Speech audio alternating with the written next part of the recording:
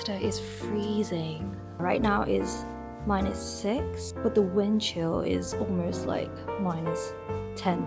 Today is Saturday, and usually on Saturdays I have several teachings to do, but luckily today I'm off, so I decided that I'm just gonna go to this nice select shop that I happened to find online, and it's just a select shop of different kinds of postcards. And recently I've been to a few exhibitions. I got myself into postcards, like really cute postcards. I've been putting them up on my wall, so I think I'm gonna head to the select shop and see what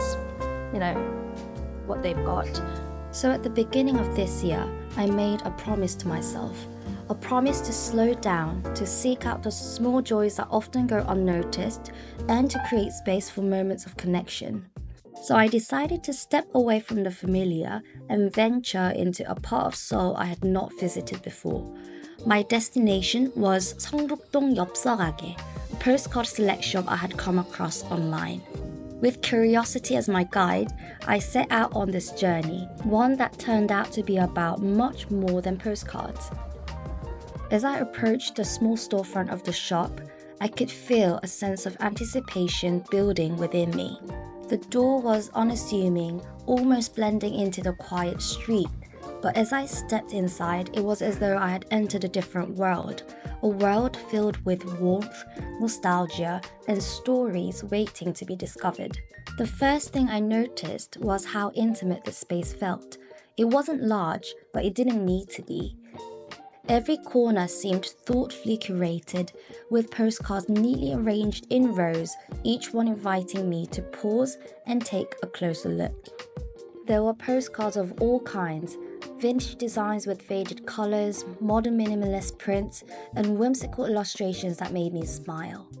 Each card seemed to have its own character, as if it carried a little piece of its creator's soul. There was something about the idea of postcards that captivated me.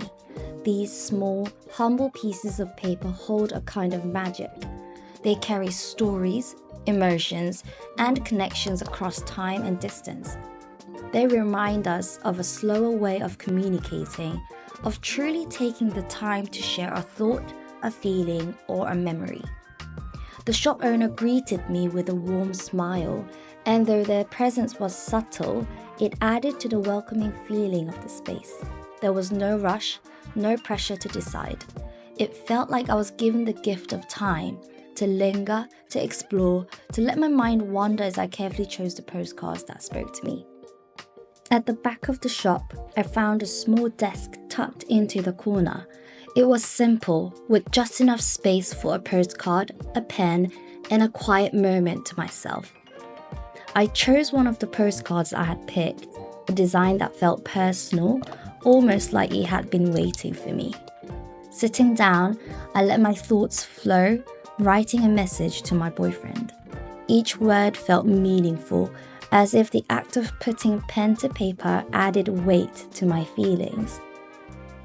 In that quiet corner, surrounded by postcards waiting for their own stories to be written, I felt connected, not just to him, but to the moment itself. It was a rare, calming pause reminding me of the joy in expressing care through something so simple yet heartfelt. After leaving the postcard shop, I wasn't quite ready to head home. I wanted to savor the quiet joy of the day a little longer. So I decided to move to another neighborhood which I was more familiar with this time, and decided to take a stroll before heading to the cafe. The cafe I ended up at was called Vegetable. Even before stepping inside, I knew I would like it.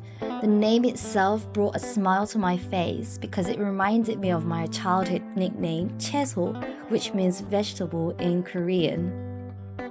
I had trouble picking the dessert that I wanted to have because they all looked so delicious, but I decided to go for their new seasonal dessert, which was fig cake with some clotted cream.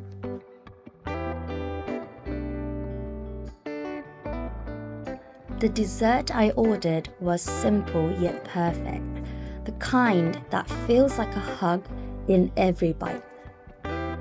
With a warm drink in hand and my thoughts drifting, I reflected on the day. The postcards, the writing, and now this quiet evening felt like pieces of a puzzle coming together, a gentle reminder of how precious these small, intentional moments are.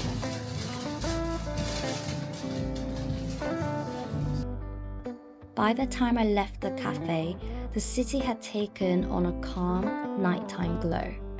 The day wasn't just about finding new joys, it was about creating them, one thoughtful moment at a time.